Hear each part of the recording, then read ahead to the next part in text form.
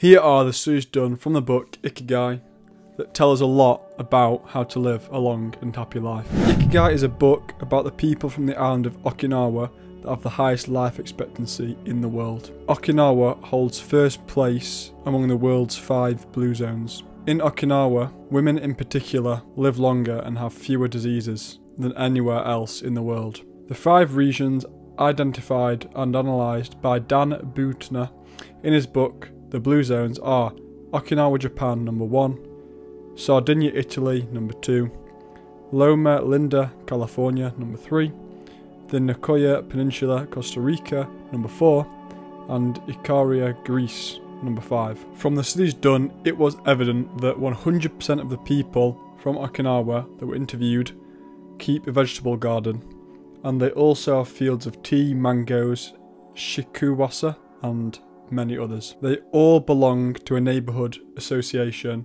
where they feel cared for as though by family. They celebrate all the time, even the little things. Music, song and dance are essential parts of the daily life. They have an important purpose in life. They have an Ikigai, but they don't take it too seriously. They are relaxed and enjoy all that they do. They are very proud of their traditions and local culture. They are passionate about everything they do, however insignificant it might seem. Locals have a strong sense of Yui Mauru, recognising the connection between people. They help each other with everything from work in the fields, harvesting sugarcane or planting rice, to building houses and municipal projects. The people that did the research said, our friend Miyagi, who ate dinner with us on our last night in town, told us that he was building a new home with the help of his friends and that we could stay there the next time we were in Ogimi. They are always busy, but occupy themselves with tasks that allow them to stay relaxed. They said, we didn't see a single old grandpa sitting on a bench doing nothing. They're always coming and going to sing a karaoke, visit with neighbours or play a game of gateball. Another study that was done says, recent studies by nutritionists reveal that Okinawans consume a daily average of 1,800 to 1,900 calories a day, compared to 2,200 to 3,300 in the United States, and have a body mass index between 18 and 22 compared to 26 or 27 in the United States. The Okinawan diet is rich in tofu, sweet potatoes and fish, but fish 3 times per week, and vegetables roughly 11 ounces per day. Locals eat a wide variety of foods, especially vegetables. Variety seems to be key. A study of Okinawa's centurions showed that they eat 206 different foods, including spices, on a regular basis.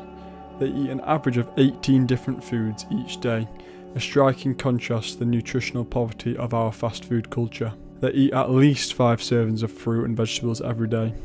At least 7 types of fruit and vegetables are consumed by Okinawans on a daily basis. The easiest way to check if there is enough variety on your table is to make sure you're eating a rainbow. Table featuring red peppers, carrots, spinach, cauliflower and eggplant, for example, offers a great colour and variety. Vegetables, potatoes, legumes, and soy products such as tofu are the staples of an Okinawan's diet. More than 30% of their daily calories comes from vegetables. Grains are the foundation of their diet. Japanese people eat white rice every day, sometimes adding noodles. Rice is the primary food in Okinawa as well. They rarely eat sugar, and if they do, it's cane sugar. We drove, as in the people that wrote the book, through the several sugarcane fields every morning on our way to Ogimi, and even drank a glass of cane juice at Nakijin Castle. Beside the stall selling the juice was a sign describing the anti-carcinogenic benefits of sugarcane. In Okinawa they don't eat meat, all they eat is fish 3 times a week, as I said, like an average, whereas in other parts of Japan, the most frequently consumed meat is pork, though locals eat it only once or twice per week. Along these lines, Makoto Suzuki's studies indicate the following.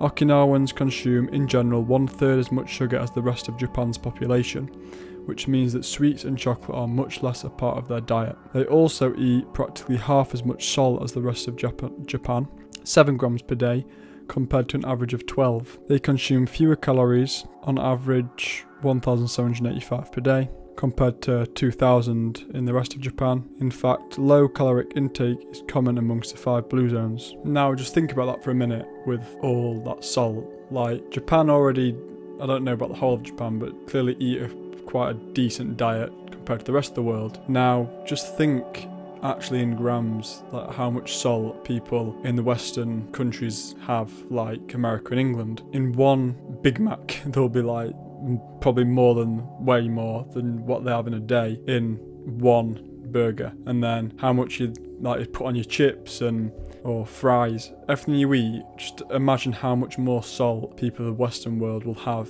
even compared to them. It'll be huge. And not only that, salt dehydrates you and takes nutrients out of your cells because, well, it takes the water away. And so salt is just really bad for you, unless it's like sea salt or like Himalayan sea salt, which is then it's got nutrients in it, but still, you still then need, I think, like double the magnesium to digest like the certain amount of salt you've got, so you can end up becoming deficient in other nutrients, as I was saying. In Okinawa, they practice this thing called hara hachibu, where they only eat until their stomach is 80% full. So there's many reasons for this, but simplify it so that you don't put stress on your immune system, and so that you digest everything you've eaten and you don't fill yourself and then end up causing, like I say, digestive problems.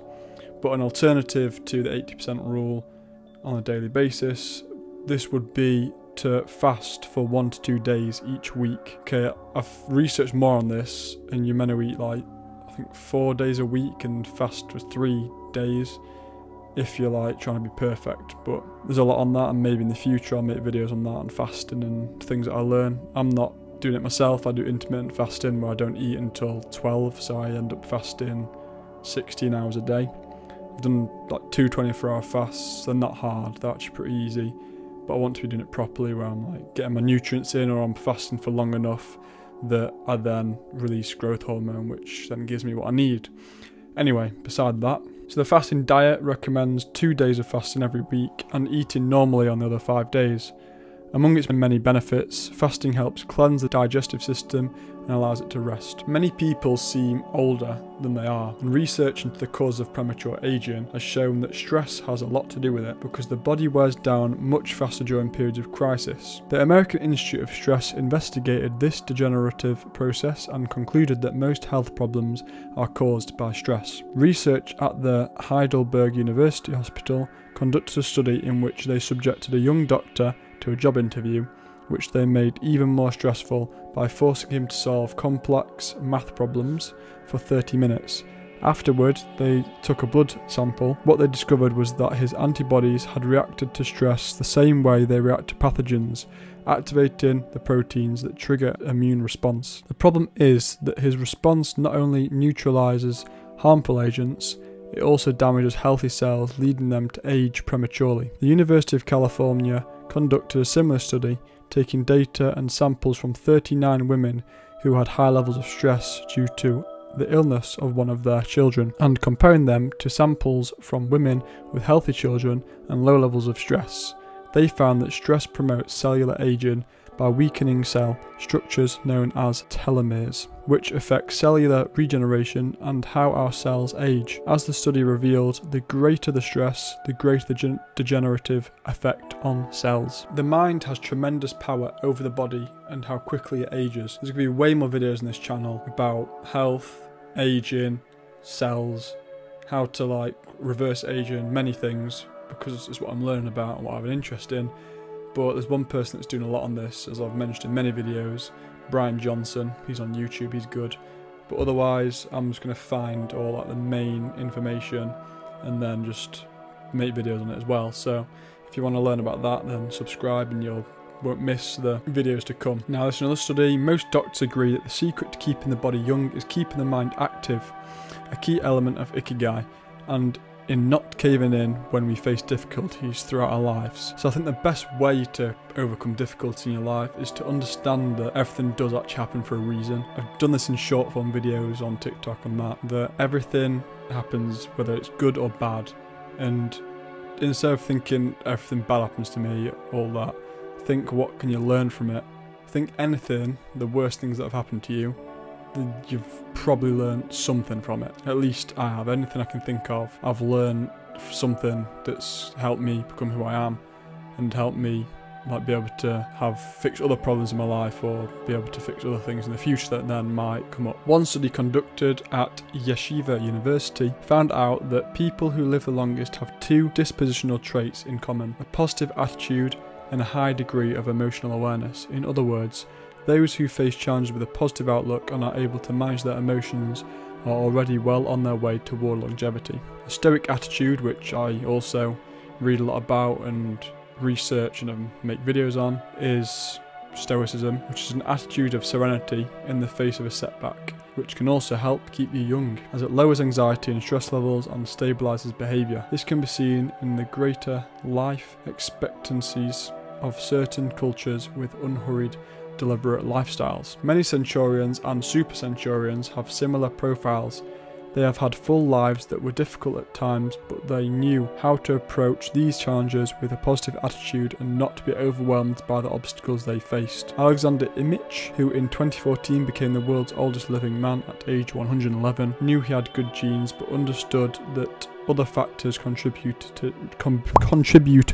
The life you live is equally or more important for longevity, he said in an interview with Reuters after being added to Guinness World Records in 2014. So some may say that diet is the most important thing on living a long time. So if you want to learn the diet to live over 100 years, then watch the video on screen now. Thanks for watching. Please like if you enjoyed.